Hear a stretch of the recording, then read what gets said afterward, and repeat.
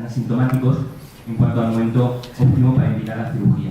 Las guías aceptan que en pacientes con estenosis aórtica muy severa se puede plantear la cirugía, aunque estén asintomáticos, siempre que el riesgo quirúrgico sea bajo. Lo que no se ponen de acuerdo es en definir lo que se considera estenosis aórtica muy severa. Las guías europeas fijan el punto de corte en 5,5 metros por segundo, mientras que los americanos pues, son más restrictivos y lo fijan en 5 metros por segundo. Pues, realmente los investigadores querían saber cuál de los dos puntos de corte permitía estatisticar mejor a la población de pacientes con estenosis aórtica severa. Y vieron que a partir de 5 metros por segundo pues sí que existía un aumento significativo del riesgo de mortalidad, pero que no había diferencias significativas entre 5 y 5,5 metros por segundo. Por tanto, concluyen que probablemente pues, un punto de corte de 5 metros por segundo, lo que recomiendan las guías americanas, sea más adecuado para estratificar el riesgo de pacientes con estenosis aórtica y quizás pues, en estos pacientes plantear una intervención quirúrgica precoz. Sin duda, este estudio tendrá que tenerse en cuenta en las guías europeas futuras valvulopatía.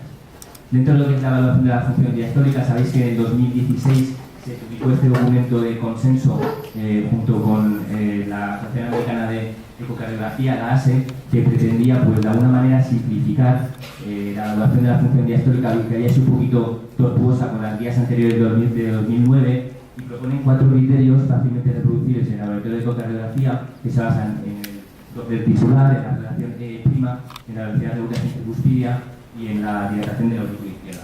Bueno, pues este grupo de investigación portugués se propuso poner a prueba estos nuevos algoritmos en una población no seleccionada de 1000 pacientes y compararlo con las guías antiguas del 2009 sobre función diastólica. Los resultados, en sus propias palabras, fueron muy sorprendentes porque fijaros que solo se pudo diagnosticar de disfunción diastólica a un 1,4% de la población a la que se realizaba el estudio, ¿no? La verdad es que bueno, postulan que las nuevas guías quizás sean capaces de seleccionar a una población con disfunción diastólica más avanzada, pero estemos dejando de diagnosticar una gran parte de nuestra población cardiológica con formas más incipientes de la enfermedad. Habrá que tener en cuenta esto a la hora de aplicar los nuevos algoritmos que proponen las guías.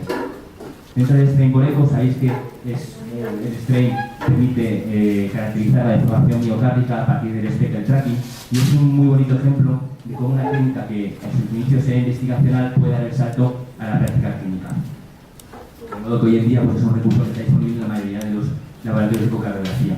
Como toda prueba que intenta implantarse en la práctica clínica, pues requiere una serie de estandarizaciones. Los primeros en hacerlo fueron los americanos, que publicaron esta guía de estandarización del strain del VI en 2010 y posteriormente pues, un documento conjunto de actualización con la Asociación Europea de Imagen. Como el strain pues, tiene una progresión imparable, pues cada vez se está haciendo strain a otras cámaras cardíacas, la aurícula derecha, la aurícula izquierda, el ventrículo derecho, y esto ha hecho necesario pues, la publicación de un nuevo documento de consenso hace escasos meses sobre la estandarización del strain en estas cámaras.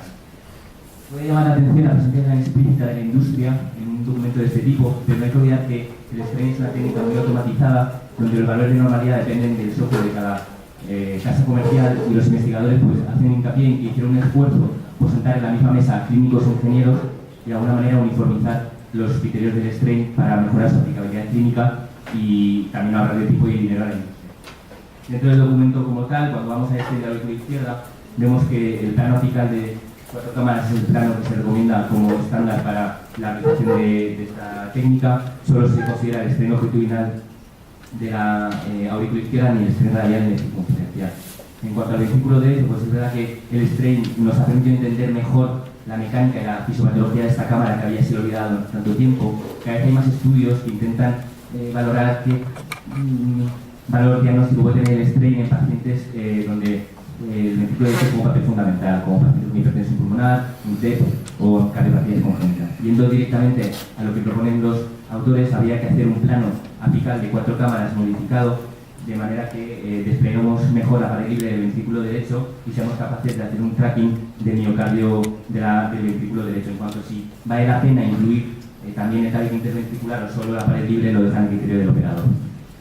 Este es un estudio muy bonito, publicado en 2017 en el JACC Cardiovascular Imaging sobre el strain de la aurícula izquierda y que pretende valorar si aporta un valor añadido diagnóstico con respecto a la caracterización de la disfunción diastólica más allá de los parámetros habituales que usamos en la práctica habitual que hemos visto en las guías anteriores. Lo que vieron los investigadores es que efectivamente el stent auricular izquierda permitía estratificar mejor a la población con disfunción diastólica, incluso llegaron a encontrar 3 puntos de corte que les permitían pues, clasificar en 3 categorías de disfunción en función de la severidad. Parece que el stent auricular izquierda pues, en un futuro sí que va a tener papel en la evaluación diastólica de estos pacientes o que hace falta más estudios para validarlo en la práctica clínica. Este es otro estudio sobre el strain, en este caso longitudinal del ventrículo izquierdo, y enlaza un poquito con el primer estudio que he presentado al principio de la charla. Fijaros que estos autores lo que pretenden ver es si el strain longitudinal global, entre otras cosas, en pacientes que tienen estenosis aórtica severa con fluid preservada, permitía estratificar mejor el riesgo de esta población y, una vez más, decidir el momento último para mandar a operar. Bueno, pues lo que vieron es que en aquellos pacientes con estenosis aórtica severa y preservada, cuando tenían un strain patológico, estos pacientes claramente tenían peor pronóstico que aquellos pacientes con estenosis aórtica severa, preservada y strain normal. Más allá de eso, y lo que realmente es potente de este artículo, es que consiguen demostrar que aquellos pacientes con estenosis aórtica severa, conservada y strain patológico tenían un pronóstico que era similar a los pacientes con estenosis aórtica severa y definida. Este es el primer artículo que ha llevado a esta conclusión. Por tanto, parece que sí que puede ser una herramienta más a la hora de estratificar el riesgo y mandar a un paciente a... Hablando ya de las magnéticas, sabéis que en el abordaje multimodal, que está tan de moda, la reso fuerte siempre ha sido la caracterización tisular. A través de las secuencias de recetas de gadolinio somos capaces de detectar la fibrosis focal, la necrosis, de forma que como sabía hacer el diagnóstico diferencial, la neuropatia hidratada, el origen isquémico no isquémico, o patologías de reciente solución como es el minócamo, pues la resonancia con un papel central. Pero el recetas de gadolinio tiene sus limitaciones, y es que es muy bueno para detectar fibrosis focal de reemplazo, pero no para detectar fibrosis difusa. Para superar estas limitaciones se han desarrollado unos mapas paramétricos, en concreto el P1 mapping, que precisamente permite detectar esta fibrosis difusa. Las aplicaciones de estas secuencias pues, son múltiples para la práctica clínica. Esto es solo un ejemplo, donde veis que los investigadores pues, querían ver si el T1 mapping en pacientes con miocardiopatía no compactada permitía estratificar mejor el riesgo de los pacientes con esta miocardiopatía y de alguna manera predecir la aparición de arritmias ventriculares malignas en el seguimiento. El objetivo de este estudio no era tanto el diagnóstico, que sabéis que la resonancia quizás sea algo de estándar para el diagnóstico de esta patología cuando existen dudas con ecocardiografía, sino la estratificación del riesgo. Vieron que pacientes con miocardiopatía no compactada tenían claramente niveles de T1 mapping y de volumen extracelular, que es un subrogado, más altos que los pacientes de la población de control, individuos sanos. Y lo que es mejor, los pacientes que tenían los valores más elevados de volumen extracelular pues tenían más riesgo de sufrir arritmias ventriculares en el seguimiento, y esto de forma independiente de la presencia o no de radiografía de gadolinio. Hablando ya de las secuencias paramétricas, un estudio que tiene mucho impacto en resonancia es el estudio ITAMI. Es un ensayo italiano que pretende averiguar cuál es el valor diagnóstico del radiografía de gadolinio en pacientes con miocarditis y función sistólica conservada. Pues bien, los investigadores dividen a la muestra en 4 grandes grupos en función del patrón de captación del reactor. Más numeroso, como era de esperar, pues una captación a nivel subepicárdico inferolateral, seguido de cerca por una captación a nivel intramiocárdico anteroseptal, luego una captación de contraste sin un patrón claro y un 7% de pacientes que no tenían realce. Bueno, pues lo que se vio es que en aquellos pacientes que tenían una captación del contraste a nivel anteroseptal claramente tenían peor pronóstico que el resto de pacientes, ¿no? Además, identificaba a una población que tenía más riesgo de disfunción ventricular y de evolucionar hacia una miocardiopatía dilatada. Por tanto, parece que la presencia de radiografía de gadolinio y el patrón de captación pues sí que nos permite conocer un poquito mejor el pronóstico. Y este es el último estudio que traigo a colación de la resonancia. No es un estudio específicamente de imagen, pero era imposible no hablar de él porque al fin y al cabo es un New England y no son tantos los estudios de imagen que se publican en esta revista de alto impacto. Y es un estudio que pretende valorar la seguridad de las exploraciones con reso en pacientes que llevan dispositivos. Sabéis que desde 2008 están en el mercado unos dispositivos que son MRI Safe o MRI Conditional, que se supone que han seguido una serie de test por las agencias reguladoras como la FDA que validan su seguridad para este tipo de exploraciones, pero todavía hay pacientes que tienen dispositivos antiguos y en los cuales pues siempre nos hacemos la pregunta de hasta qué punto es seguro, ¿no? Este estudio pues pretende responder a estas preguntas. Fijaros que los criterios de exclusión que usaron son los que usamos nosotros habitualmente en nuestra práctica clínica. Un paciente que se hubiese implantado una sonda hace menos de un mes, pacientes con sondas abandonadas o sondas de implantación epicárdica quirúrgica. Lo que se vio en este estudio es que no hubo ningún evento clínico significativo ni durante el estudio ni posteriormente. No había ninguna variación en los parámetros de la programación, ni umbral de estimulación, ni parámetros de sensado significativo que obligara a reconfigurar el dispositivo. Y de alguna manera pues, los investigadores concluyen que es seguro utilizar este tipo de dispositivos, aunque no sean MRI safe, en resonancias magnéticas de 1,5 Tesla, siempre y cuando el paciente esté monitorizado electrocardiográficamente durante todo el estudio y haya disponibilidad para hacer reanimación cardiopulmonar avanzada. Hablando ya del TAC cardíaco, sabéis que es una prueba que es eminentemente anatómica, clásicamente, para que permitía visualizar las arterias coronarias con mucha precisión y bueno, en los pacientes seleccionados pues, se consideraba incluso como si fuera una coronariografía no invasiva, ¿no? Y se ha convertido en una técnica de primera línea para en aquellos pacientes con sospecha de cardiopatía isquémica y un riesgo bajo intermedio descartar coronariopatía debido a su altísimo valor predictivo negativo.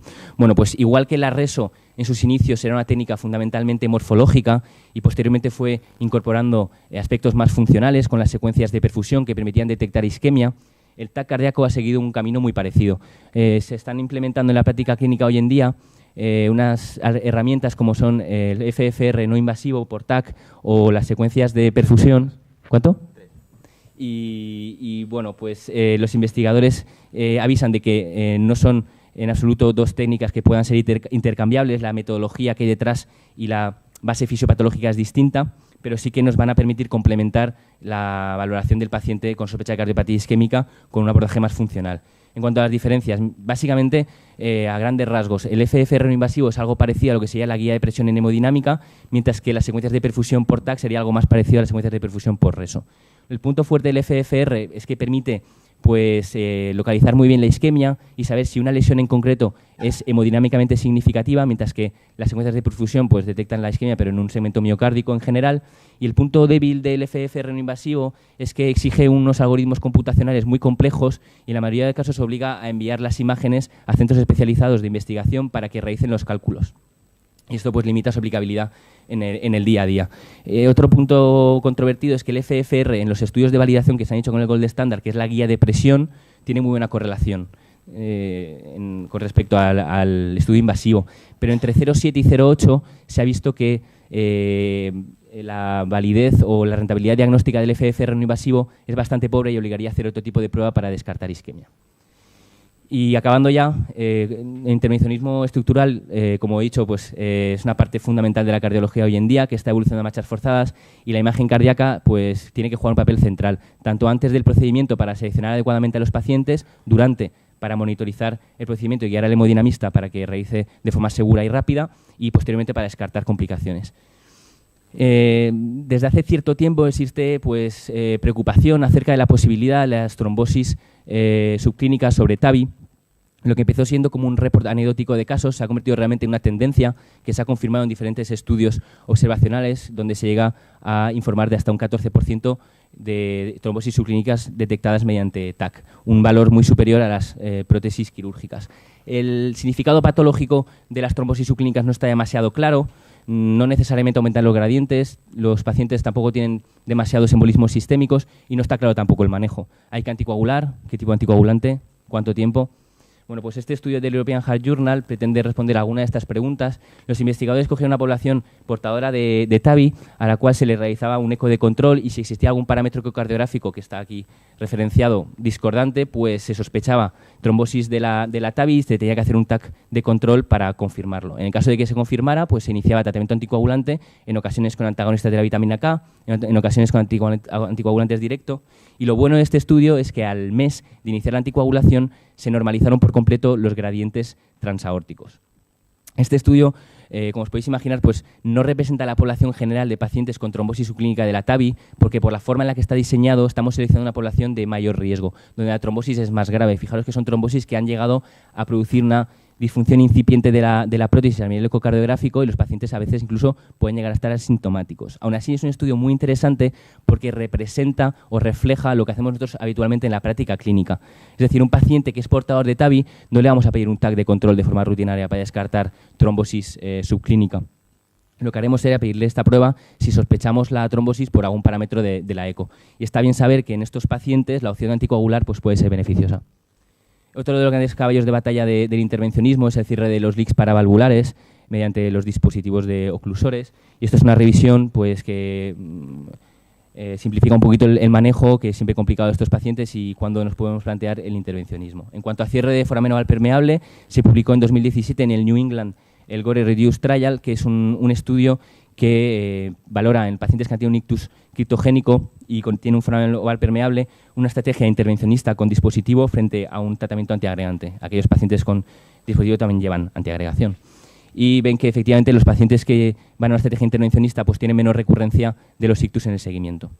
Y bueno, esto es un artículo excelente de revisión sobre la anatomía funcional de la válvula tricúspide. Hoy en día se están empezando a diseñar dispositivos especialmente para esta válvula, el abordaje percutáneo, cosa que hasta hace unos años parecía impensable. Y no podía acabar la sesión sin hablar de las técnicas de fusión que representan el paradigma de la multimodalidad. Somos capaces hoy en día de combinar las diferentes pruebas de imagen, la eco, el TAC, la reso, con la imagen de la escopia, de forma que somos capaces de guiar al hemodinamista en tiempo real, pues dándole una idea de las diferentes estructuras cardíacas casi de forma tridimensional. Estamos cada día más cerca de la visión que tiene el cirujano en el campo operatorio sin renunciar a los beneficios de un abordaje mínimamente invasivo mediante intervencionismo percutáneo. Y simplemente nombrar lo de las impresoras 3D que nos permiten reproducir estructuras cardíacas que obtenemos a partir de las pruebas de imagen y pues de alguna manera probar ex vivo los diferentes procedimientos y técnicas intervencionistas, en este caso en el cierre de orejuela, donde se eligió el tamaño del dispositivo fuera del paciente. Todo esto redunda en mayor seguridad para nuestros pacientes. En conclusión, creo que la imagen cardíaca sin duda está de moda, está muy de moda, se está adaptando bien a los nuevos cambios que hoy en día hay en la tecnología y esto está haciendo que surjan nuevas modalidades de estudio por imagen que sin duda alguna pues, pretenden o prometen revolucionar la forma en la que entendemos la cardiología en los años venideros.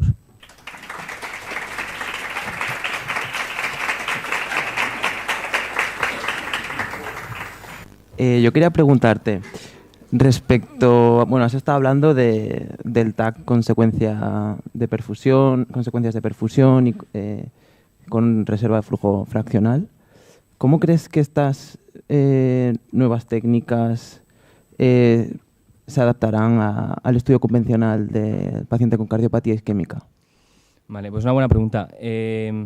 Realmente todos sabemos que en la evaluación del paciente cardiológico con sospecha de cardiopatía isquémica, en cardiología tenemos dos grandes modalidades de pruebas. Las pruebas más anatómicas, como puede ser hasta ahora el TAC cardíaco o era en sus inicios la angiografía, y las pruebas más funcionales. Las pruebas anatómicas tienen la limitación de que podemos caracterizar muy bien la lesión, pero no sabemos hasta qué punto esta lesión realmente condiciona isquemia en el paciente, que es lo que une la prueba de imagen directamente con la clínica de angina del paciente, la valoración funcional.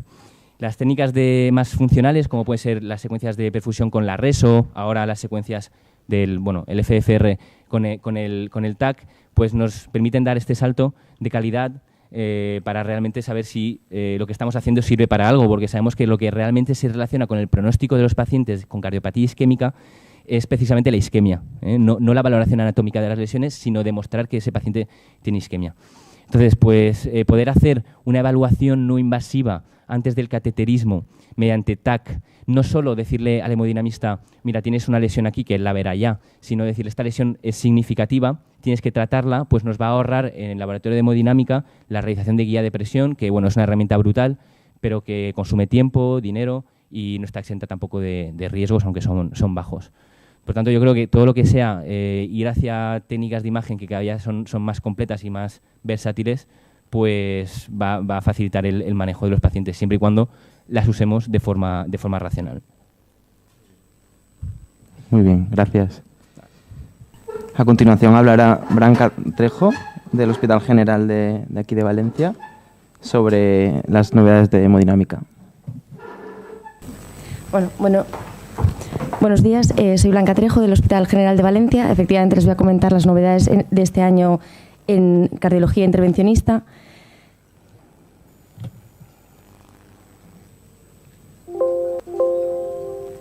He estructurado mi charla en dos partes, la enfermedad coronaria y el intervencionismo estructural. Y bueno, empezando por la enfermedad coronaria, el síndrome coronario agudo, es de obligado nombrar este año el estudio Culprit Shock. Es un estudio randomizado con 700 pacientes que se encontraban con un infarto agudo de miocardio, tanto con ascenso del segmento ST como sin ascenso, con enfermedad de 2 o 3 vasos en situación de shock cardiogénico, y que fueron randomizados a una estrategia de revascularización completa de forma inmediata, incluyendo esto la realización de angioplastia sobre las oclusiones crónicas o una angioplastia de revascularización aislada de la arteria responsable del infarto, pudiendo realizarse de forma diferida la revascularización completa guiada por síntomas o por isquemia. En cuanto a resultados, vemos que el endpoint combinado primario de mortalidad por todas las causas y fallo renal agudo que requería terapia de reemplazo renal fue significativamente más frecuente en aquellos pacientes que habían sido aleatorizados al grupo de revascularización inmediata multivaso, siendo también más frecuente en este grupo la mortalidad por todas las causas. Y en cuanto a la terapia de reemplazo, a la necesidad de terapia de reemplazo renal de forma aislada, si bien no observamos una diferencia estadísticamente significativa, sí que vemos que a nivel numérico fue más frecuente, más importante en el grupo de revascularización multivaso en la fase aguda.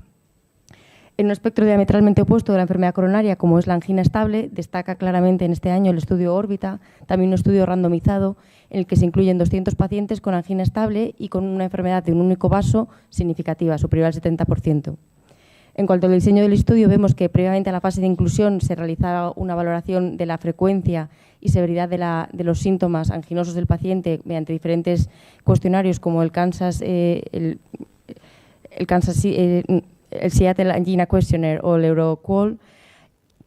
En ese momento se entraba en una fase de randomización de tratamiento médico intensivo que duraba 6 semanas, durante la cual se añadieron una media de 2 fármacos antianginosos en cada paciente. Previamente a la randomización, los pacientes eran valorados nuevamente, se valoraba la severidad de los síntomas en este momento y se realizaba también una ergometría con consumo de oxígeno y una ecocardiografía de estrés con dobutamina. En este momento, los pacientes eran randomizados a un procedimiento de angioplastia de la lesión responsable o bien un procedimiento bajo sedación en el que efectivamente no se realizaba ningún procedimiento, realizándose durante estos procedimientos la medición de los índices de severidad funcional de las lesiones mediante IFR y FFR. Y tras una fase de seguimiento ciego de 6 semanas, se valoraron nuevamente tanto los síntomas anginosos como los parámetros de la ergometría con consumo de oxígeno y los parámetros de la ecocardiografía de estrés con dobutamina. Y en cuanto a los resultados, lo que vemos es que el endpoint primario, que era la diferencia en el incremento de tiempo de ejercicio entre ambos grupos, no resultó estadísticamente significativa. Ambos grupos presentaron una mejoría en el tiempo de ejercicio que fue superponible. Y en cuanto a los endpoints secundarios, únicamente se apreció una mejoría en el grupo en la variable de mejoría de los parámetros de la ecocardiografía de estrés, sin diferencias en el resto de endpoints secundarios, como puede ser la calidad de vida medido por el EuroQoL, la clase funcional de la angina o el consumo pico de oxígeno.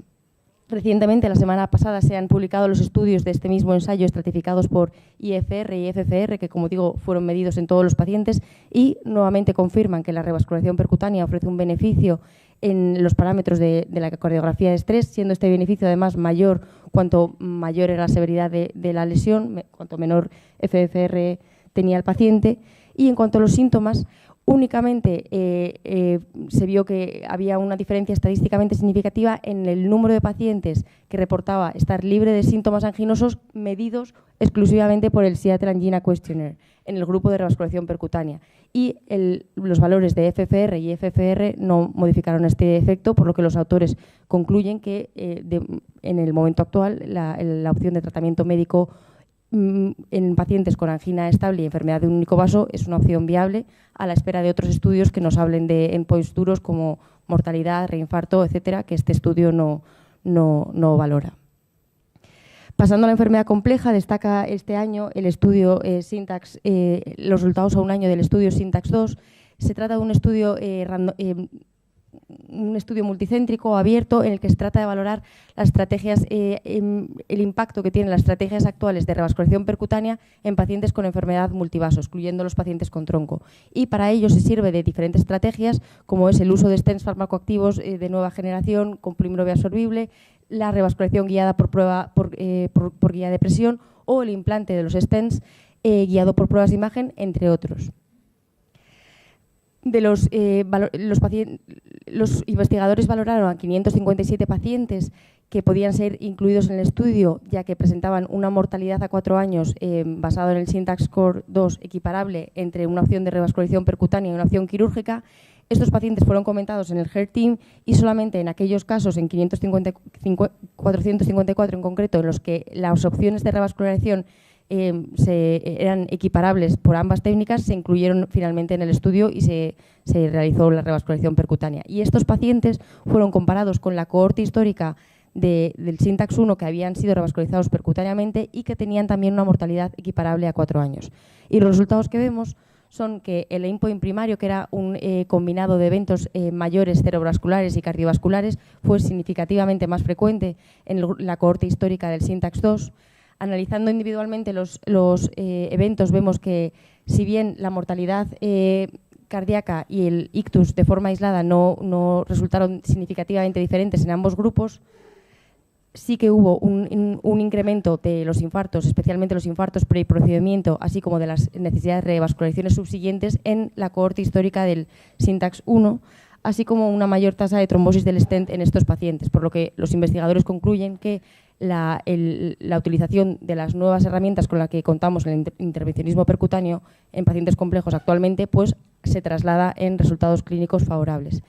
Un endpoint secundario exploratorio de este estudio que también me resulta de interés es que compararon esa cohorte de pacientes del Syntax 2 con la cohorte histórica del Syntax 1 de pacientes que habían sido revascularizados de forma quirúrgica y que presentaban nuevamente una mortalidad a 4 años equiparable. Y vemos que con la limitación de tratarse de un estudio de hace 10 años, no hubo diferencias en el endpoint primario de eventos vasculares adversos. Destaca también en la enfermedad coronaria compleja el estudio DECA-CROSS, en el que se valoran pacientes con enfermedad de tronco distal con una bifurcación verdadera, tanto Medina 011 como Medina 111. Se trata de un estudio randomizado, multicéntrico, en el que se incluyen 460 pacientes y efectivamente se aleatorizan a una estrategia de provisional stenting con un único stent, que es la estrategia que habitualmente se utiliza en las bifurcaciones, o una estrategia con double kissing cross stenting, que se utiliza con menor frecuencia.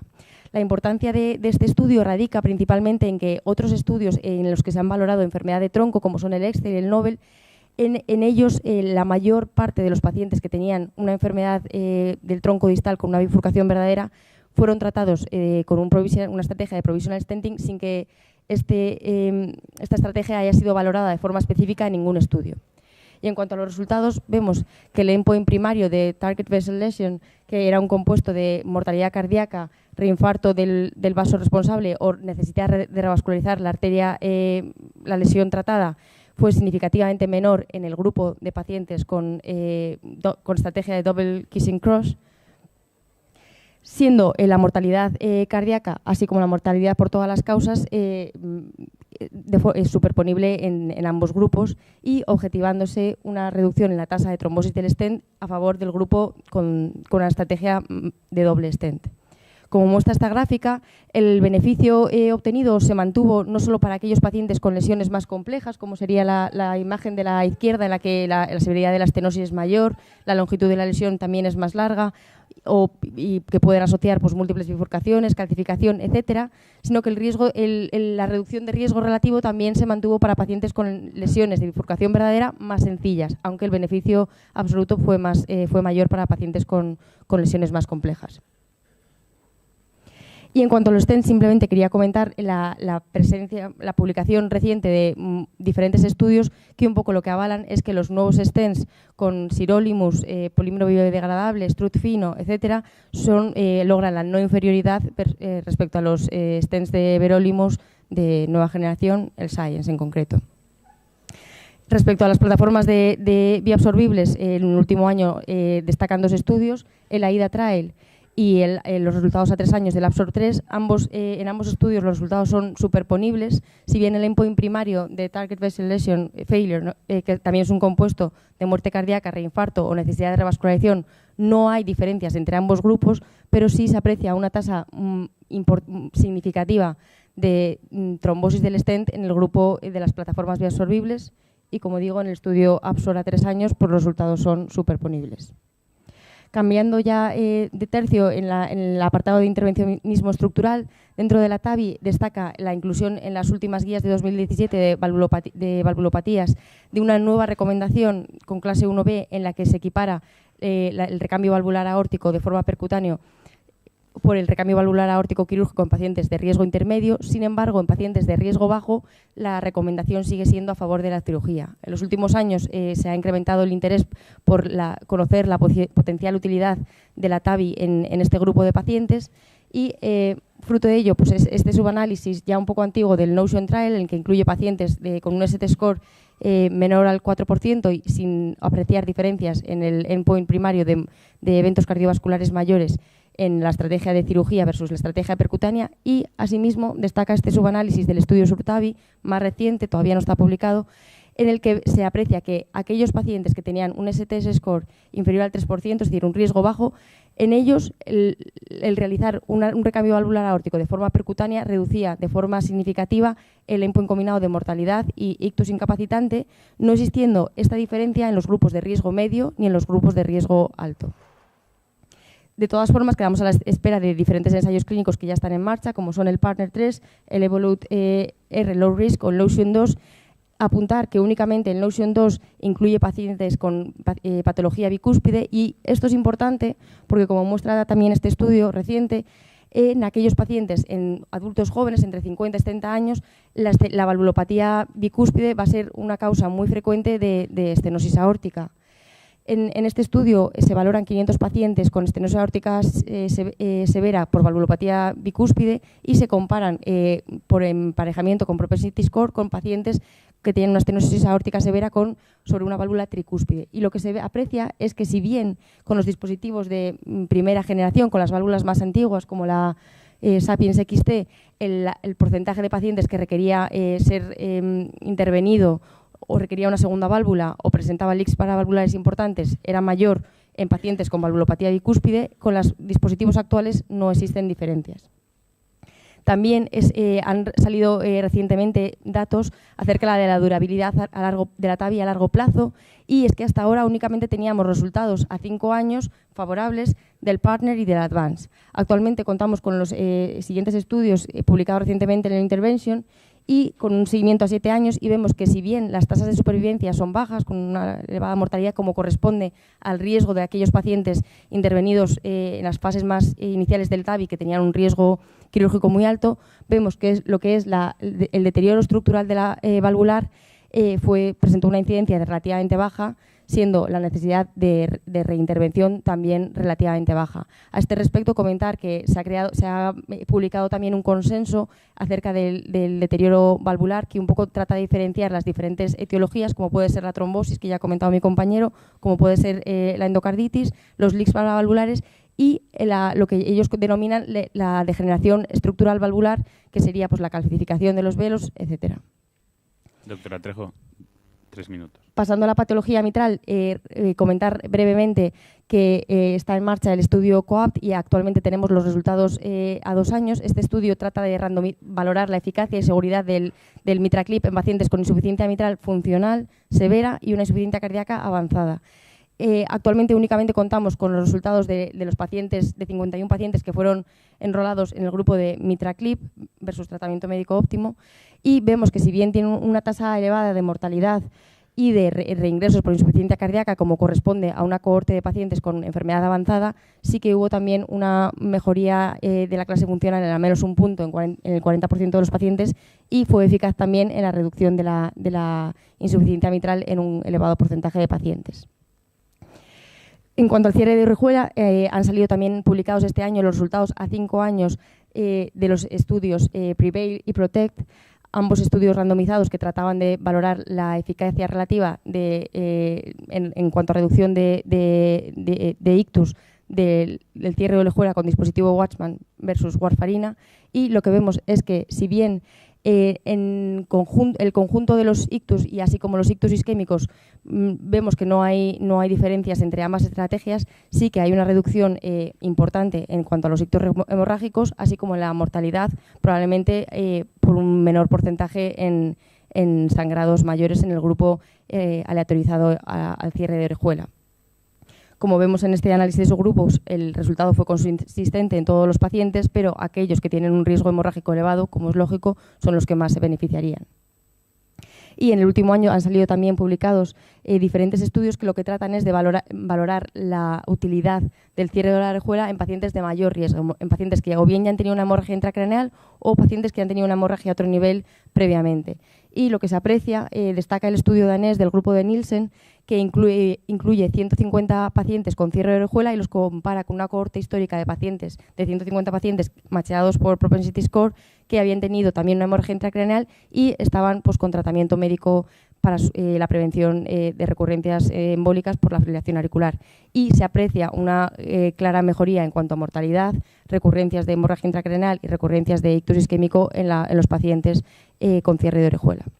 Y además destacan que en el conjunto de estos estudios no hubo ninguna muerte periprocedimiento y la tasa de complicaciones que en los estudios iniciales había sido reportada como muy alta, actualmente se ha reducido y está por debajo del 3%. Y para finalizar, comentar del cierre del foramen oval permeable. Como ya ha comentado mi compañero, este año han salido publicados los estudios CLOSE y CORE-REDUCE. Ambos tienen un diseño similar, incluyen 600 pacientes, jóvenes y con un ictus criptogenético bien definido. Es decir, esto es de elevada importancia haber descartado previamente pues, que el ictus no sea de etiología hemorrágica, cardioembólica o aterotrombótica, ya que si no, efectivamente, el beneficio de cerrar el foramen oval pues, va a ser escaso o nulo.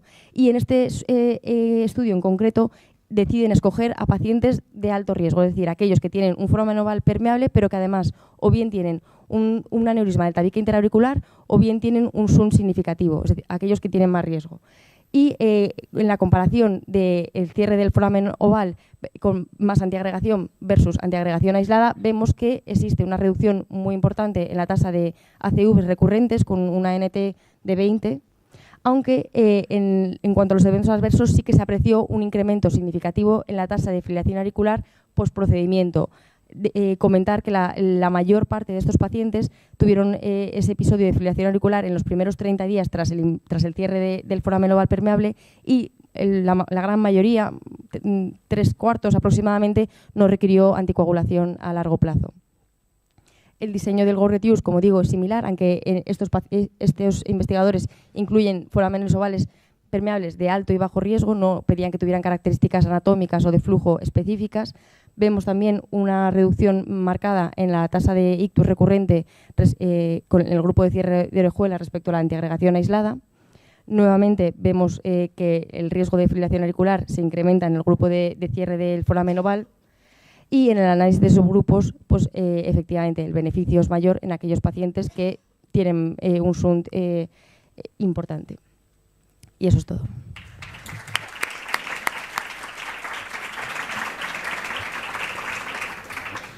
Desde la mesa nos gustaría preguntar, de los diferentes estudios que has presentado en esta presentación, ¿cuál piensas que será el que más cambiará la práctica clínica habitual del día a día de los diferentes laboratorios o del manejo de los pacientes?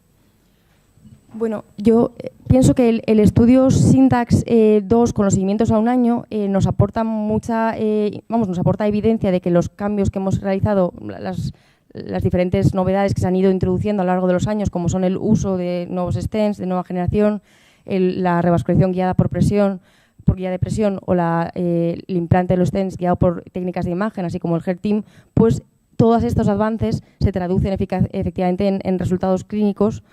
Y aparte, estos avances hacen que estemos más cerca, posiblemente, de que la enfermedad multivaso, que no de tronco, pueda presentar resultados superponibles a la cirugía en la población de all comers. Muy bien. Será la doctora Hanna María Pérez Gozalvo que nos presentará cardiología clínica.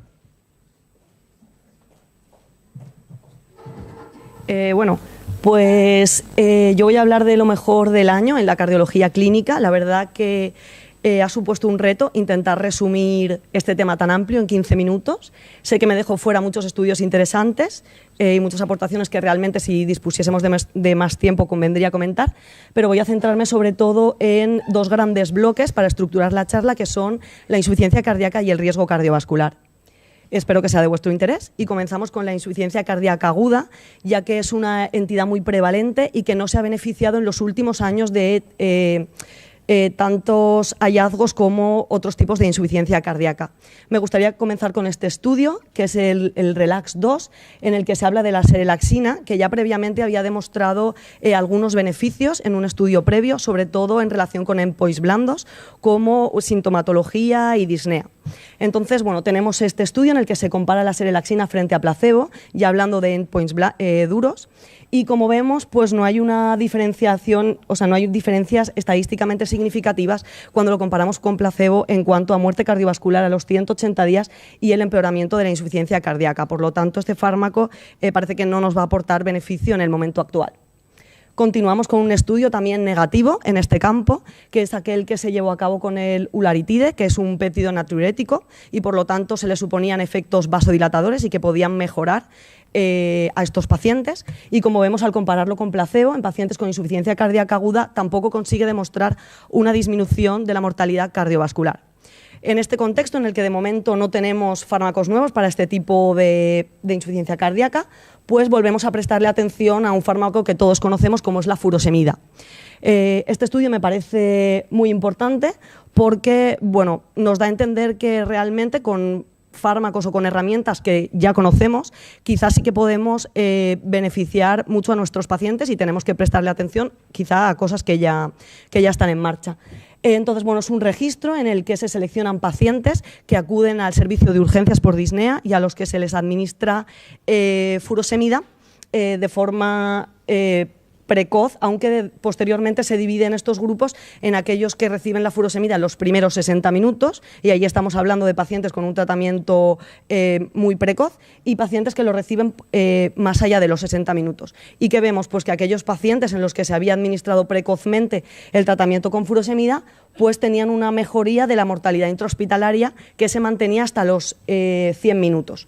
Por lo tanto, los autores hablan como de intentar acercarnos a una especie de código insuficiencia cardíaca en la que, pues como en el código infarto, sería importante detectar a tiempo cuál es la patología del paciente e intentar ponerle tratamiento rápido. Sin embargo, recientemente se ha publicado este estudio que tiene un diseño muy similar, incluye a más pacientes y es el mismo estilo de pacientes, ¿vale? Pacientes que consultan por disnea y a los que se le administra tratamiento en urgencias en las primeras 24 horas, y la división de los grupos es la misma, el tratamiento menor de 60 minutos y mayor de 60 minutos. Sin embargo, aquí los autores no son capaces de encontrar diferencias ni en la mortalidad intrahospitalaria ni en eventos a largo plazo. Comentar que realmente, bueno, sabemos que no son estudios aleatorizados porque no podemos esperarnos a ponerle tratamiento a un paciente o no. Entonces, realmente los grupos no eran exactamente iguales y aquellos pacientes que recibían tratamiento precoz pues eran pacientes más sintomáticos, que tenían más signos de congestión, con frecuencias cardíacas más elevadas y más hipertensión arterial. Pero bueno, probablemente vayamos a necesitar más estudios que nos arrojen un poco más de luz a este respecto. Bueno, seguimos con la insuficiencia cardíaca y fracción de eyección deprimida. El estudio GUIDED me ha parecido súper interesante porque realmente sabemos que, bueno, los biomarcadores nos ayudan muchísimo en la insuficiencia cardíaca, sobre todo para el diagnóstico y el pronóstico de este tipo de pacientes. Y este estudio realmente lo que pretende es arrojar un poco de evidencia sobre si además nos van a ayudar para guiar el tratamiento y para el seguimiento de nuestros pacientes. Para ello se seleccionó una cohorte de aproximadamente 900 pacientes y se aleatorizó en 2 brazos. Aquellos que iban a seguir el tratamiento estándar y aquellos pacientes en los que el tratamiento iba a estar guiado por los péptidos natriuréticos, intentando conseguir unas cifras objetivo de NT pro BNP menor de 1000. ¿Y qué vemos cuando realizamos la comparación? Pues que realmente en los endpoints testados, como son el ingreso por insuficiencia cardíaca o la muerte cardiovascular y la mortalidad por todas las causas, no hay diferencias en cuanto a los 2 brazos. Por lo tanto, los autores concluyen que de momento no podemos decir que la terapia guiada por estos péptidos nos vaya a aportar beneficio en la insuficiencia cardíaca crónica, aunque sí que es verdad que hacen hincapié en el ambiente en el que se llevó a cabo el estudio. Los 2 brazos fueron tratados por cardiólogos especialistas y el tratamiento fue muy intensivo, consiguiendo importantes beneficios en los 2 grupos e importantes disminuciones de los péptidos natriuréticos, y quizá sí que podría tener beneficio plantearlo en ambientes menos estrictos como podría ser la atención primaria, pero para eso vamos a necesitar más estudios. Bueno, cómo no, comentar algo del sacubitril/valsartán, en el que se ha comentado recientemente en el Congreso de Viena este estudio, en el que vamos a centrarnos sobre todo en cómo afecta este fármaco a la función renal. Y como vemos, los pacientes que habían sido tratados con sacubitril/valsartán, en comparación con aquellos que habían sido tratados con enalapril, pues tenían una menor disminución de la tasa de filtrado glomerular. Los endpoints valorados eran los mismos que en el estudio Paradigm, y vemos que los beneficios cardiovasculares no dependían de la función renal de los pacientes. Bueno, hablando del pronóstico de la insuficiencia cardíaca, que también es muy importante, he destacado 2 estudios que me parecen que también tenemos que tener en cuenta, porque también hablan un poco de qué podemos hacer de forma relativamente sencilla para mejorar el pronóstico de nuestros pacientes. Uno es el registro Qualify, que es un registro multicéntrico en el que participan varios países, y los autores lo que pretenden es ver cuál es la adherencia que tenemos a las guías de práctica clínica y si esta adherencia afecta o no al pronóstico de nuestros pacientes con insuficiencia cardíaca y fracción de eyección reducida. Para ello, los autores crean un score. Y llama la atención que tan solo el 23% de los pacientes que se incluyen en el registro tenía una buena adherencia a las guías y se habían empleado en ellos los fármacos que recomiendan las guías a más del 50% de la dosis recomendada. ¿Y cuáles son los resultados? Pues que vemos que los pacientes con buena adherencia sí que conseguían disminuir la mortalidad. Por lo tanto, me parece importante porque da a entender que tenemos que intentar ser estrictos, ceñirnos lo más posible a las guías e intentar optimizar el tratamiento de nuestros pacientes.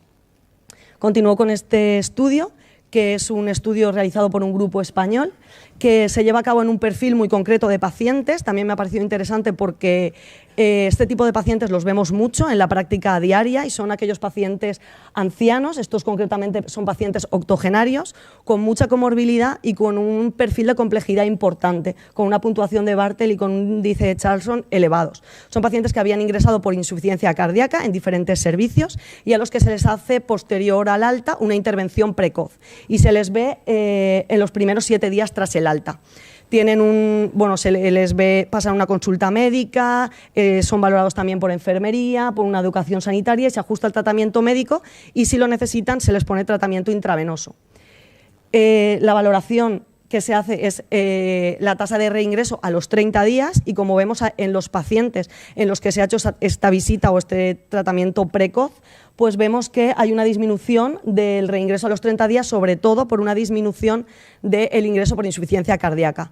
Me parece importante la conclusión a la que llegamos porque realmente lo que nos están diciendo es que podemos mejorar mucho el pronóstico de nuestros pacientes, sobre todo en estos pacientes tan complejos, intentando hacer un seguimiento un poco más estrecho. Comentar algo de asistencias ventriculares de larga duración.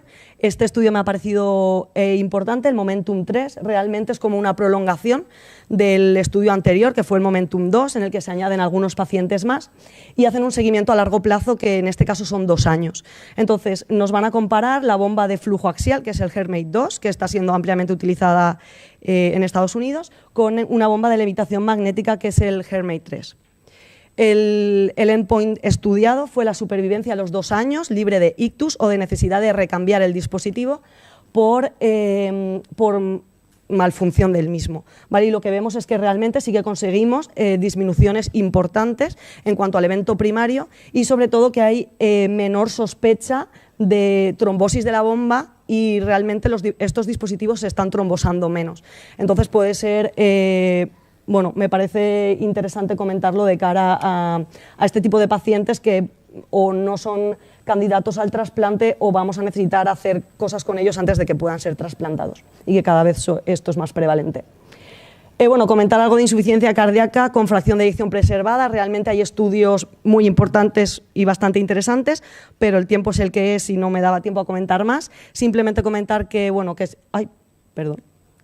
Comentar que, nada, que se ha publicado el planteamiento del estudio Paragon, que es en el que se va a testar la eficacia del sacubitril/valsartán en pacientes con fracción de eyección mayor del 45%, que vamos a tener que esperar a los resultados, y después que en el Congreso de Insuficiencia Cardíaca de Viena se ha propuesto un nuevo score, el PEF2 score, para un poco guiarnos en el diagnóstico de esta entidad tan prevalente y tan compleja en la que realmente sabemos poco, ¿no? Centrándonos pues en cuáles son la sintomatología pretest, la ecocardiografía, el BNP, como ya sabemos, la capacidad funcional de los pacientes, la hemodinámica y realmente intentar encontrar cuál es, mediante otras pruebas, la causa de esta patología. Vamos a centrarnos ahora en otro tema, la prevención cardiovascular, como no, comenzar hablando de diabetes y de los ISLGT2, que ya está muy de moda desde que apareció el estudio en Parres con la empagliflozina. Ahora vamos a hablar de otro fármaco, la canagliflozina, y el estudio CANVAS, y este estudio, bueno, demostró frente a placebo también una disminución del endpoint primario, que era el combinado de muerte cardiovascular, infarto no fatal e ictus, a expensas de una tendencia a disminuir los tres componentes del endpoint primario. Destacar que tan solo 2/3 de los pacientes tenían enfermedad cardiovascular establecida y el otro tercio de los pacientes, bueno, eran diabéticos, por lo tanto pacientes de alto riesgo, pero no tenían enfermedad cardiovascular. ¿Por qué es importante esto que acabo de comentar? Porque realmente sabemos que la empagliflozina consiguió demostrar una disminución de la mortalidad, cosa que no consigue demostrar del todo. Si nos fijamos en el intervalo de confianza, está ahí, no consigue demostrar la canagliflozina, pero probablemente puede estar en relación con que el riesgo de los pacientes en este estudio no era tan alto, porque una parte de ellos no tenía enfermedad cardiovascular. Sí que conseguimos demostrar una disminución de los ingresos por insuficiencia cardíaca y luego, bueno, comentar un poco que nosotros siempre nos centramos en eventos cardiovasculares y en el corazón, pero este fármaco ha conseguido demostrar beneficios a otros niveles y realmente tiene un buen perfil renal. No solo consigue frenar la progresión de la albuminuria, sino que consigue revertirla y además también demuestra frente a placebo una disminución del endpoint combinado renal, que incluía el desarrollo de enfermedad renal terminal y la muerte por enfermedad renal. 3 minutos. Vale, gracias.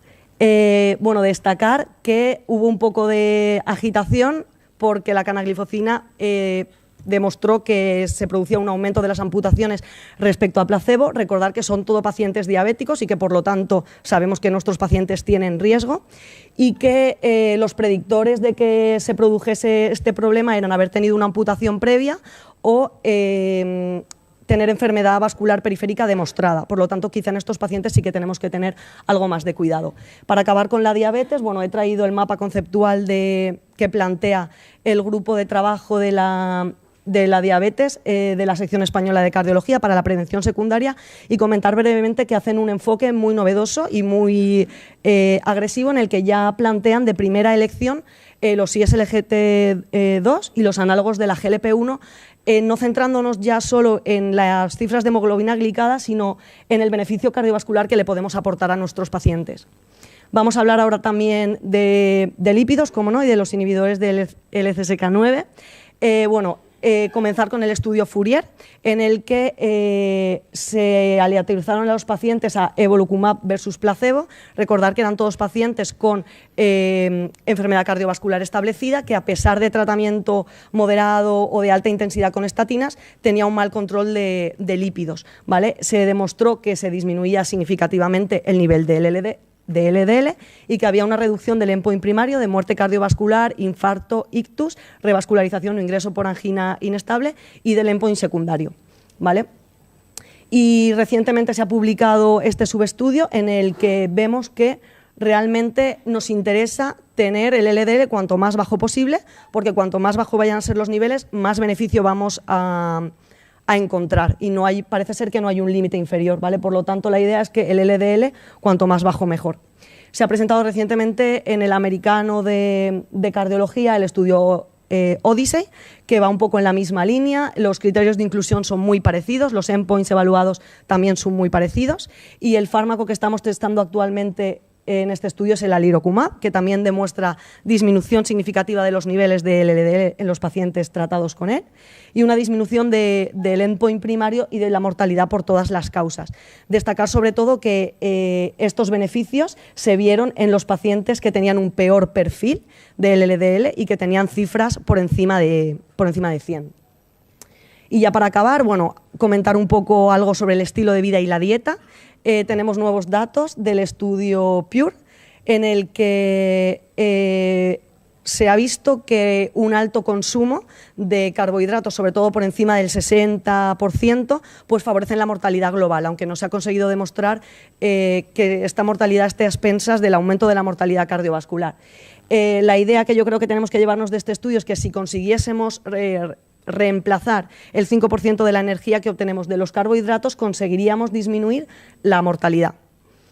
Y bueno, un poco a modo de conclusiones para ordenar todas estas ideas que he ido comentando, que no tenemos nuevos fármacos en la insuficiencia cardíaca aguda, que hay resultados contradictorios en cuanto al tratamiento precoz con insuficiencia con furosemida en la insuficiencia cardíaca aguda y vamos a necesitar pues más datos, pero que no es descabellado pensar que puede producir un beneficio, que la terapia actual de la insuficiencia cardíaca guiada por péptidos natriuréticos de momento no ha conseguido demostrar beneficios, que hay que intentar adherirse un poco a las guías y hacer un seguimiento estrecho de los pacientes, sobre todo si tienen muchas comorbilidades, porque con esto hemos demostrado mejorar el pronóstico de nuestros pacientes, que el tratamiento con sacubitril/valsartán pues sigue aportando evidencia de que funciona y de que va a aportarle beneficios a nuestros pacientes, que el HERMEI-3 ha demostrado una reducción de ictus y la necesidad de recambio del dispositivo en pacientes con disfunción ventricular y que es muy importante porque cada vez estos pacientes son más y podemos ofrecerles mejores tratamientos. Y en cuanto al riesgo cardiovascular, no olvidarnos de los ISLGT2 y aparece además de la empaglifocina la canaglifocina. Recordar que quizá en pacientes con elevado riesgo de amputación hay que tener un poco más de precaución. No olvidarnos de los inhibidores de la PCSK9 que han demostrado disminuir los niveles de LDL y el riesgo cardiovascular, aunque es verdad que el alirocumab, sobre todo en pacientes con peor perfil, que el LDL cuanto más bajo mejor y que hay que intentar reducir el consumo de carbohidratos para disminuir la mortalidad. Muchas gracias. Muchas gracias por la presentación. Parece que continuamos bajo la ola que desató el sacubitril/valsartán. A este respecto, queríamos preguntarte desde la mesa si consideras que con las evidencias existentes hoy en día ya deberíamos de optar como primera opción en un paciente con insuficiencia cardíaca y fracción al menos moderadamente reducida por sacubitril/valsartán como pilar de tratamiento, o si deberíamos de mantener en principio la monoterapia con IECA o ARA2 y solo en caso de empeoramiento funcional realizar la progresión. Bueno, yo creo que realmente hay que intentar individualizar, ¿no? Realmente quizá hacer una recomendación general con un fármaco que está demostrando tantos beneficios es un poco complicado. Sabemos que, bueno, según guías actualmente hay que utilizarlo en pacientes con fracción de eyección reducida que están sintomáticos a pesar de tratamiento óptimo. Creo que hay que intentar ahondar un poco en qué consideramos sintomatología, porque hay veces que hay pacientes que sí que están sintomáticos, pero ellos están acostumbrados y nosotros no somos capaces de detectarlo. Entonces, por ahí podríamos ampliar un poco su utilización y luego que hay varios estudios en marcha que ofrecen probabilidades muy prometedoras como para abrir la puerta, ¿no? en insuficiencia cardíaca con fracción de eyección conservada.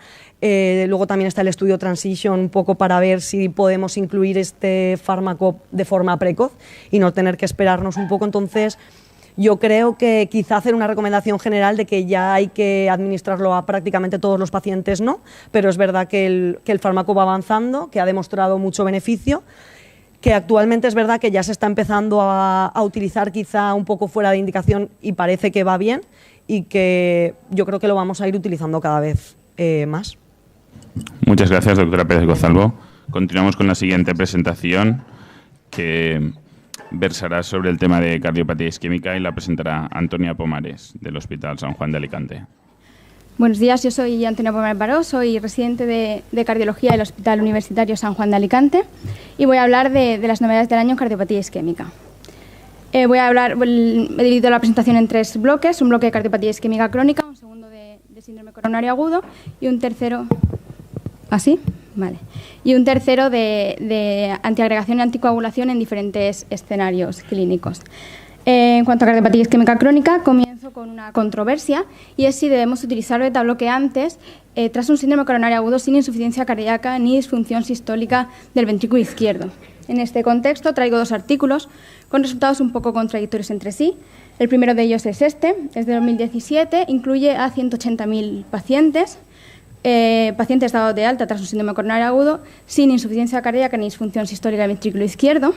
Como vemos, un alto porcentaje de pacientes llevaban al alta beta-bloqueantes y lo que se comparó fue la mortalidad al año entre aquellos pacientes que llevaban beta-bloqueantes al alta y los pacientes que no llevaban beta-bloqueantes al alta.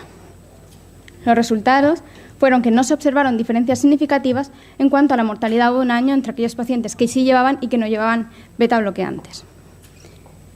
Este estudio, ya publicado en 2018, tiene el mismo objetivo, pero lo que es el planteamiento, el diseño es diferente. En este caso, también se incluyen pacientes dados de alta tras un síndrome coronario agudo sin insuficiencia cardíaca ni disfunción sistólica del ventrículo izquierdo, pero todos los pacientes llevaban terapia médica óptima al alta durante al menos 4 meses, con betabloqueantes, YKR2 e hipolipemiantes. El objetivo fue observar las consecuencias de la suspensión precoz de betabloqueantes por parte de estos pacientes en cuanto a eventos cardiovasculares. Observamos que el porcentaje de pacientes que suspendió betabloqueantes previo a un año fue del 5,9% y las consecuencias que tuvo esto es que la suspensión de betabloqueantes antes de un año se asoció a un incremento significativo de un endpoint combinado de mortalidad y síndrome coronario agudo, con un hazard ratio de 1,17, intervalo 1,01 y 1,35.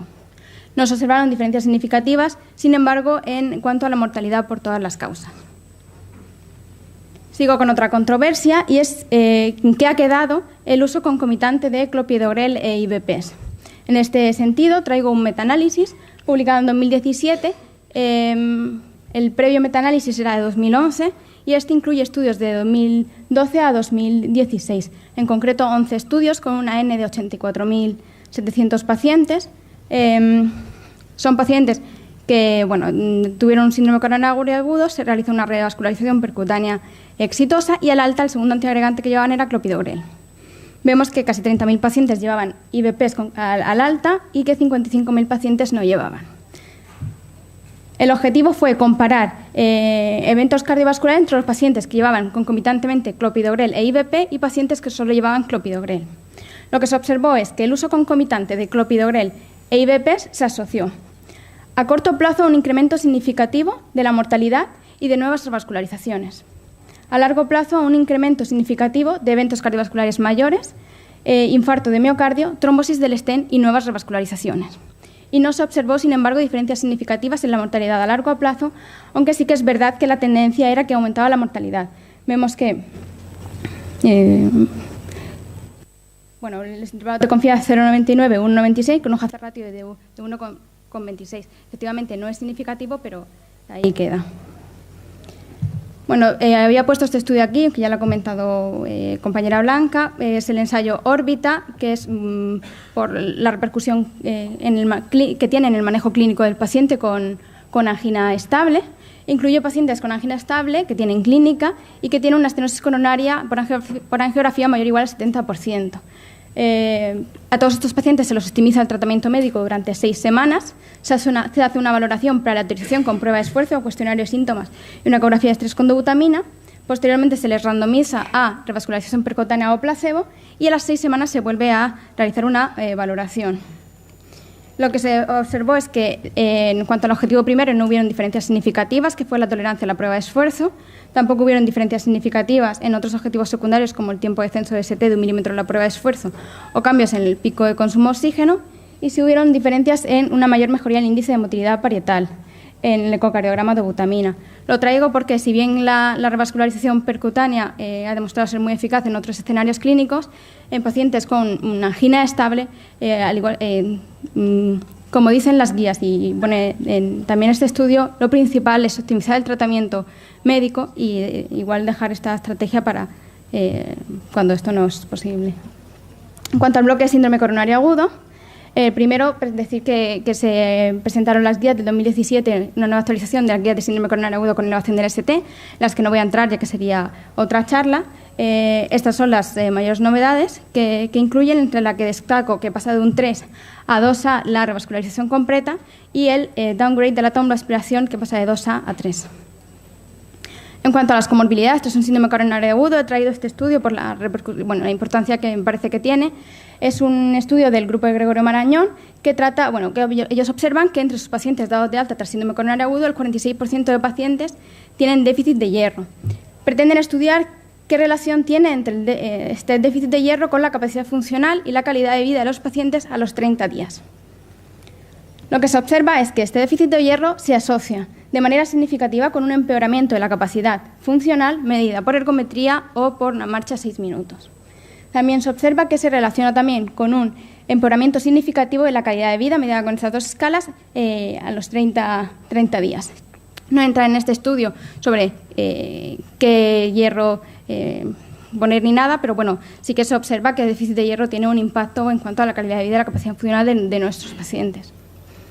En cuanto al bloque más amplio de antiagregación y anticoagulación en diferentes escenarios clínicos, traigo el estudio COMPASS, conocido por todos, que parte de la hipótesis de que pacientes con cardiopatía isquémica crónica podrían beneficiarse no solo de antiagregación simple, sino también de anticoagulación.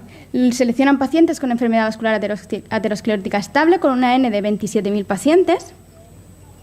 Los aleatorizan a tratamiento convencional con aspirina 100 miligramos al día, Rivaroxaban 5 miligramos cada 12 horas y una tercera línea que es Rivaroxaban 2,5 miligramos cada 12 horas más aspirina 100 miligramos al día. En cuanto a los resultados de eficacia, ya adelanto que la rama de Rivaroxaban con respecto a aspirina no demostró diferencias significativas y sí demostró la rama que incluía Rivaroxaban más aspirina comparada con aspirina únicamente. Lo que demostró fue una reducción significativa, un endpoint combinado de muerte cardiovascular, ACV y IAM, muerte cardiovascular y ACV isquémico.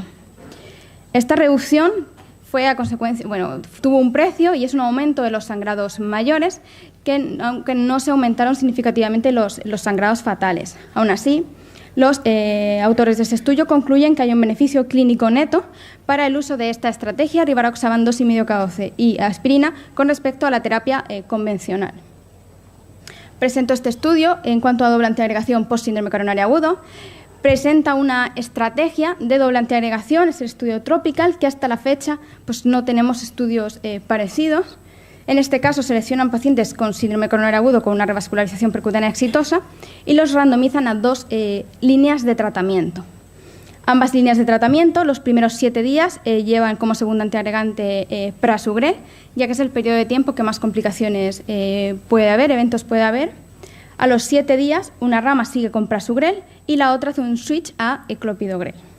Tras 14 días de tratamiento, se mide la función plaquetaria.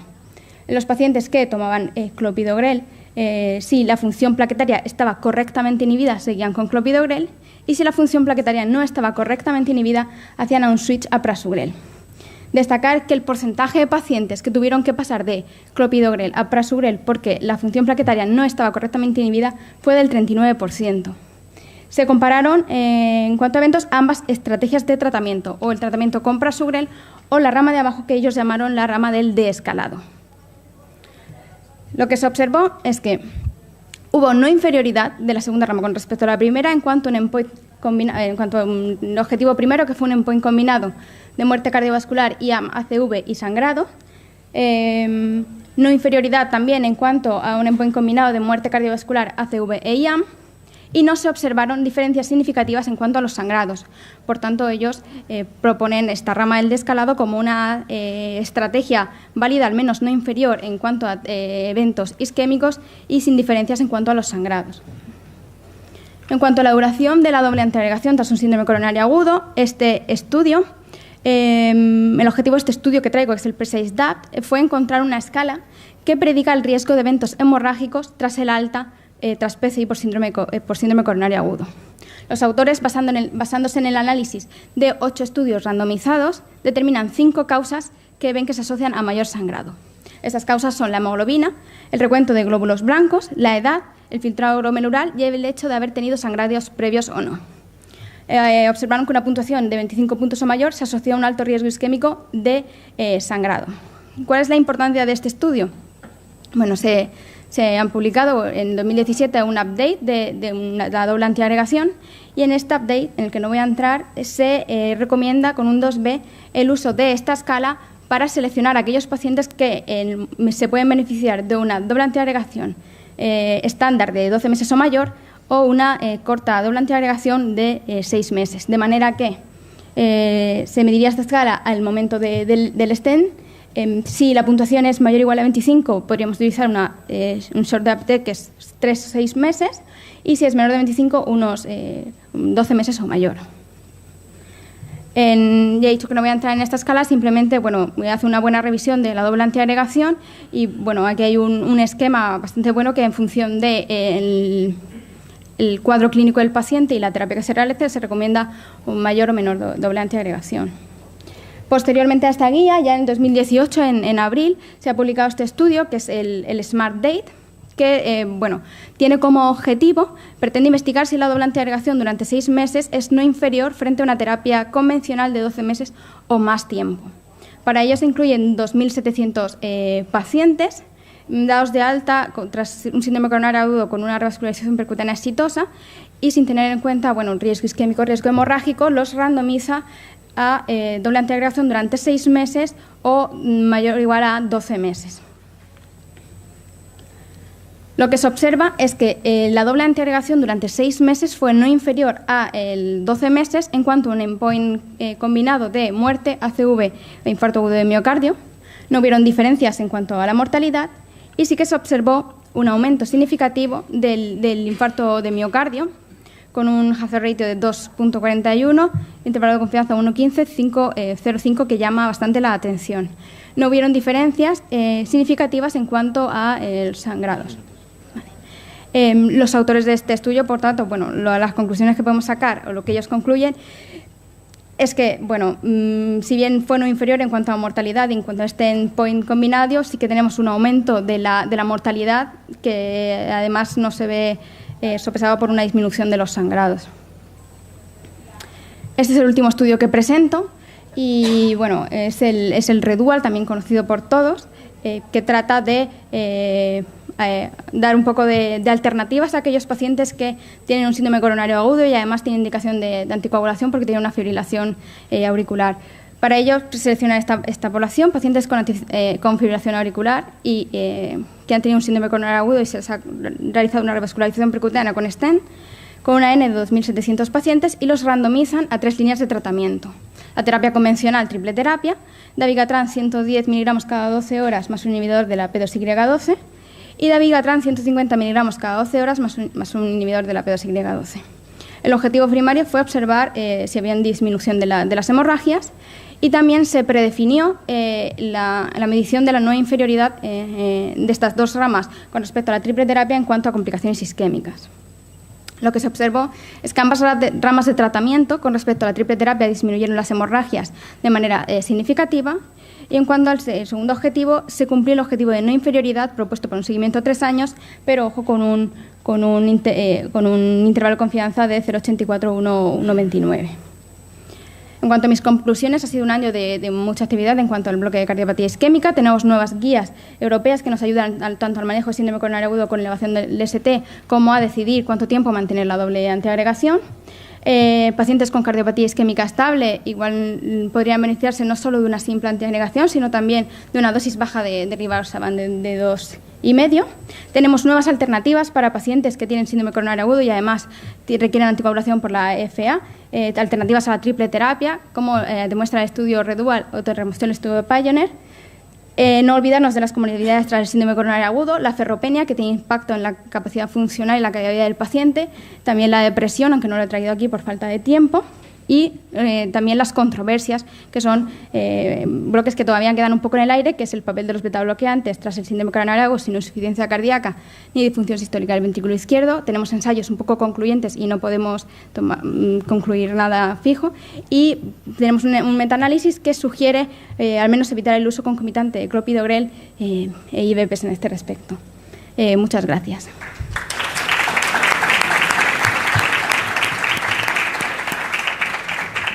Bueno, muchas gracias por la revisión.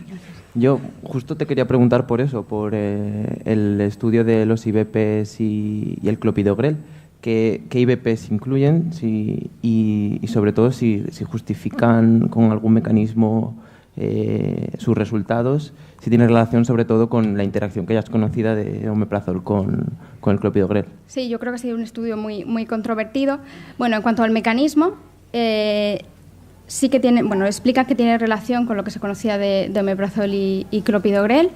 Explican que es un efecto de grupo de los IVPs que ambos interaccionan con el citocromo, que es el mismo que utiliza el clopidogrel, y por tanto puede disminuir su actividad antiplaquetaria.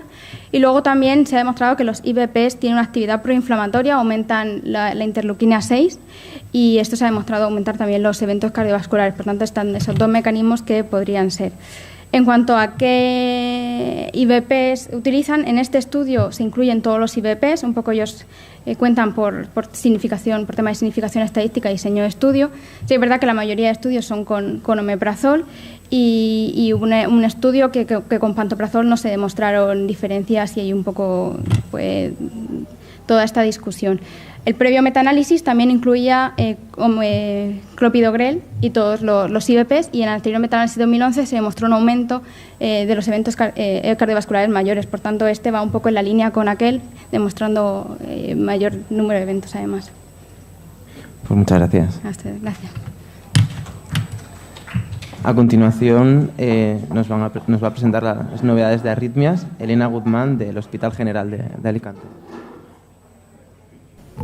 Bueno, buenos días, soy Mariana Guzmán Román y os voy a hablar de las novedades del año en electrofisiología, arritmias y estimulación cardíaca.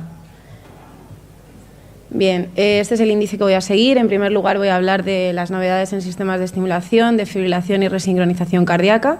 Voy a destacar los estudios más relevantes del año en cada uno de los puntos y a continuación de las novedades en electrofisiología y arritmias, en concreto de la ablación en taquicardia ventricular, ablación en fibrilación auricular y las canalopatías, igualmente destacando los estudios más relevantes del año en cada punto. En primer lugar, empezamos con los sistemas de estimulación y marcapasos. Este estudio, publicado en 2017 de Duray y colaboradores, presentan datos de seguridad y rendimiento a 12 meses de seguimiento en el principal estudio de marcapasos sin cables, cuyos resultados iniciales se publicaron en 2015. De este estudio podemos concluir que los marcapasos sin cables han demostrado un rendimiento eléctrico muy satisfactorio junto con un perfil de seguridad mayor o igual que los transvenosos a largo plazo. Algunos datos importantes de este estudio que considero que hay que destacar es que, como vemos en la gráfica superior izquierda, que el 96% de pacientes estuvieron libres de complicaciones mayores relacionadas con el dispositivo o el procedimiento del implante. Igualmente, los pacientes con marcapasos sin cables, si los comparamos con los portadores de marcapasos transvenosos, se observó que tienen un riesgo de presentar complicaciones mayores del 48%, una reducción, del riesgo de presentar complicaciones mayores del 48%. También se observó que requieren un 82% menos de revisiones quirúrgicas por complicaciones y un 47% menos hospitalizaciones. Respecto a los parámetros eléctricos, como vemos en las gráficas de la parte inferior, podemos destacar que los parámetros se mantuvieron muy estables a lo largo de 24 meses de seguimiento. A continuación, comentar el estudio Spain, que se publica en 2017 y valora la eficacia del marcapasos bicameral con un algoritmo específico, CLS, para el tratamiento del síncope vasovagal recurrente con respuesta cardioinhibitoria. De este estudio podemos concluir que la estimulación con algoritmo CLS reduce la carga total de síncopes y prolonga el tiempo hasta la primera recurrencia. No obstante, esta indicación debe reservarse para casos muy seleccionados. Bien, a continuación voy a hablar de estimulación gisiana. Este estudio, muy recientemente publicado en 2018, analiza los resultados clínicos de la estimulación gisiana más fisiológica comparados con la estimulación del ventrículo derecho. Entonces, se observó que la estimulación gisiana se asocia con una reducción del endpoint combinado de muerte, hospitalización por fallo cardíaco y a pérdida de estimulación biventricular, concluyendo que la estimulación gisiana es segura y eficaz y reduce algunas de las complicaciones asociadas a la estimulación del ventrículo derecho. En cuanto al tema de electrodos innecesarios, es obvio que hay que retirar un electrodo infectado, pero cuando consideramos la retirada de un electrodo no infectado debemos valorar algunos aspectos, como son el riesgo del procedimiento y el beneficio que vamos a obtener a largo plazo. En cuanto al primer punto, destacar los resultados del estudio Electra, que, como vemos en las gráficas, confirman la eficacia y la seguridad de la práctica clínica de la extracción del electrodo. También creo que es relevante comentar que una mayor tasa de éxito se asocia a centros con mayor volumen y experiencia. Me parece representativa esta gráfica, que es de un Circulation de 2015, en el que vemos cómo la tasa de complicaciones con el procedimiento es casi equiparable cuando el volumen de procedimientos es bajo que cuando es elevado. Si tenemos en cuenta el segundo aspecto, el beneficio que vamos a obtener a largo plazo de la retirada del electrodo, los resultados de este estudio publicado en Circulation de 2017 dice que la extracción electiva de electrodos no infectados se asocia a una supervivencia global a largo plazo similar al abandono del electrodo, pero con un mayor riesgo de infecciones a los 5 años. Por tanto, ¿qué podemos concluir? Que valorando el riesgo del paciente, la experiencia del centro y el médico explantador, siempre que sea posible explantar en lugar de abandonar un electrodo, vamos a potencialmente reducir las complicaciones a largo plazo, especialmente las infecciones. Por tanto, explantar si el riesgo de complicaciones es bajo. A continuación voy a hablar de sistemas de desfibriladores automáticos implantables. En primer lugar, el DAI subcutáneo. Bien, destacan los datos del registro Forles publicados en 2017, en el que se observa que la tasa de descargas inapropiadas por sobresensado, que hasta ahora podría constituir un hándicap a la hora de decidirnos a implantar un DAI subcutáneo, además de la tasa de cardioversiones y desfibrilaciones eficaces, son similares a las que se observan en los DAIs transvenosos. También pongo los resultados obtenidos en este estudio, que se publica en 2016, pero bueno, creo que es interesante ya que es el único estudio que compara ambos tipos de dispositivos y los resultados obtenidos son similares. En definitiva, la tasa de descargas inapropiadas no es superior a la del marcapasos transvenoso. Por lo tanto, podemos concluir que actualmente el DAI subcutáneo presenta un perfil de eficacia y seguridad similar al convencional. La indicación del DAI en prevención primaria en miocardiopatía dilatada no isquémica y disfunción ventricular, tras el estudio DANIS publicado en 2016, continúa siendo objeto de debate. Muestra de ello pues, la publicación de varios metaanálisis, destacar estos dos publicados en 2017, en los que valora el implante de DAI versus tratamiento médico en miocardiopatía dilatada no isquémica. En ambos estudios se concluye que el DAI se asocia con una reducción de la mortalidad. Por tanto, podemos concluir que existe evidencia científica sólida para indicar el implante de DAI en miocardiopatía dilatada no isquémica con disfunción ventricular en prevención primaria. Continúo hablando de las terapias de resincronización cardíaca. Tampoco muchas novedades en este ámbito, pero bueno, sí que me ha resultado interesante, ya que hemos comentado el tema de la estimulación gisiana. En este caso, estimulación gisiana, pero en pacientes con indicación de terapia de resincronización cardíaca. Es un estudio piloto con una N muy pequeña, pero los resultados fueron favorables, ya que se vio una reducción significativa del QRS y igualmente los resultados clínicos y ecocardiográficos fueron positivos. Por lo tanto, pendiente todavía de muchos estudios, pero podemos considerar que la estimulación gisiana permanente puede ser una alternativa en pacientes en los que no es posible implantar un cable en seno coronario, en no respondedores a la técnica convencional y en aquellos que requieren terapia de resincronización cardíaca y se ha realizado o se va a realizar una ablación del nodo AV. Continuamos con el tema de novedades en electrofisiología y arritmias. En primer lugar voy a hablar de la ablación en taquicardia ventricular. Y los resultados del subestudio VANIS, recientemente publicados en 2018. Este subestudio lo que hace es analiza los resultados de la ablación de la TV isquémica según el fármaco antiarrítmico basal que lleva el paciente. En las gráficas vemos en la parte superior los pacientes que presentan taquicardias ventriculares refractarias a miodarona y en las gráficas de la parte inferior, las B, son los pacientes que presentan taquicardias ventriculares refractarias a tratamiento por sotalol. De los resultados del estudio podemos concluir que los pacientes con arritmias ventriculares refractarias a miodarona obtienen un importante beneficio de la ablación, principalmente por reducción de las recurrencias. Sin embargo, en pacientes con arritmias ventriculares refractarias a tratamiento con sotalol, la miodarona podría constituir el siguiente escalón terapéutico con los mismos resultados que la ablación. En cuanto a la ablación precoz, ablación precoz de arritmias ventriculares, el estudio SMS, también publicado en 2017, y este estudio considera la ablación precoz de la taquicardia ventricular en pacientes con arritmias ventriculares inestables e indicación de DAI. Este estudio concluye, en este estudio no se observan diferencias significativas en el tiempo a la primera recurrencia de taquicardia ventricular o fibrilación ventricular, que fue el endpoint primario del estudio. No obstante, sí que se redujeron el número de recurrencias de los diferentes tipos de arritmias a menos de la mitad. Por tanto, sí que se observaron diferencias significativas a favor de la ablación. A continuación, aparecen, este año, en 2017, el año pasado, se publica este estudio que evalúa los beneficios de la resonancia magnética integrada con sistemas de navegación para guiar la ablación de la taquicardia ventricular como nueva herramienta, ¿no?, para llevar a cabo este procedimiento. Y de este estudio podemos concluir que la ablación guiada mediante la caracterización del sustrato arrítmico con resonancia magnética de realce tardío que identifica zonas de fibrosis demuestra una reducción de la tasa de recurrencia de taquicardia ventricular. En la gráfica de la parte inferior vemos la línea superior punteada como los pacientes presentan una recurrencia de taquicardia ventricular mucho menor, son los pacientes en los que la ablación se realizó guiada mediante resonancia magnética superpuesta a los sistemas de navegación. A continuación voy a hablar de la ablación de la fibrilación auricular.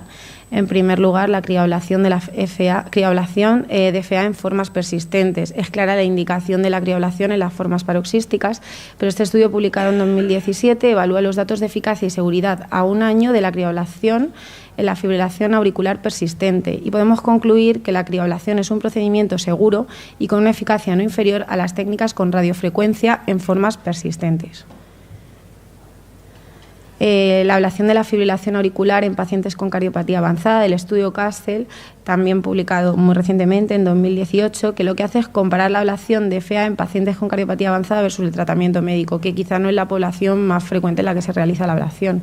El objetivo primario combinado fue la mortalidad por cualquier causa y la hospitalización por insuficiencia cardíaca, y se observaron diferencias estadísticamente significativas favorables a la ablación en este grupo de pacientes. Por tanto, este estudio demuestra por primera vez que la ablación de la fibrilación auricular no solo mejora los síntomas, sino que reduce la tasa de muerte y hospitalización por insuficiencia cardíaca a medio y largo plazo. El ensayo clínico Cabana es un ensayo clínico que fue aceptado para publicación en febrero de 2018, aún pendiente, y compara la ablación versus el tratamiento farmacológico en la fibrilación auricular.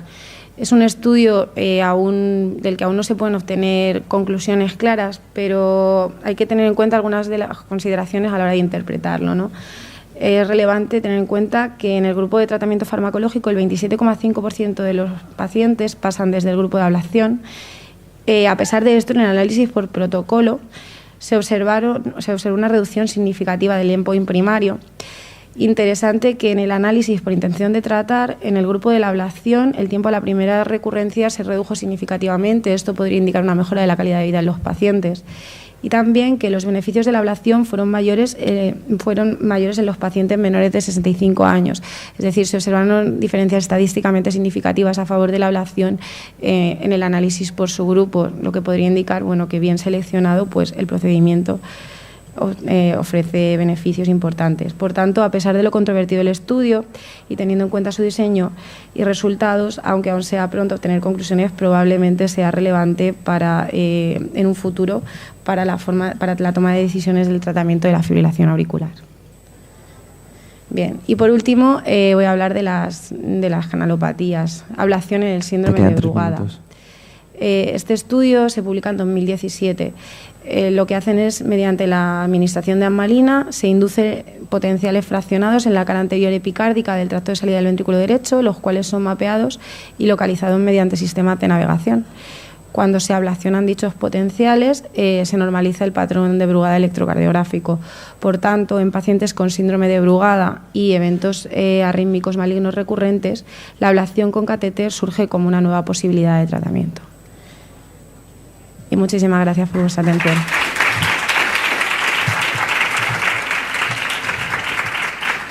Muchas gracias por la revisión. Yo quería preguntarte, de todo lo que has revisado, todas estas publicaciones, ¿qué ¿cuál te ha parecido más relevante? ¿Cuál nos destacarías y por qué? Bueno, me parece muy interesante la ablación en el síndrome de Brugada, porque a día de hoy sabemos que es una canalopatía que tiene un patrón electrocardiográfico característico con una predisposición a la aparición de arritmias malignas, ¿no? El único tratamiento a día de hoy es el implante del DAI. Entonces, considerar que la ablación pueda suponer un tratamiento curativo de una enfermedad actualmente genética con unas consecuencias graves, pues creo que es importante. Pero bueno, todavía tendrán que realizar más estudios, ¿no? Muy bien, muchas gracias. Muchas gracias a todos.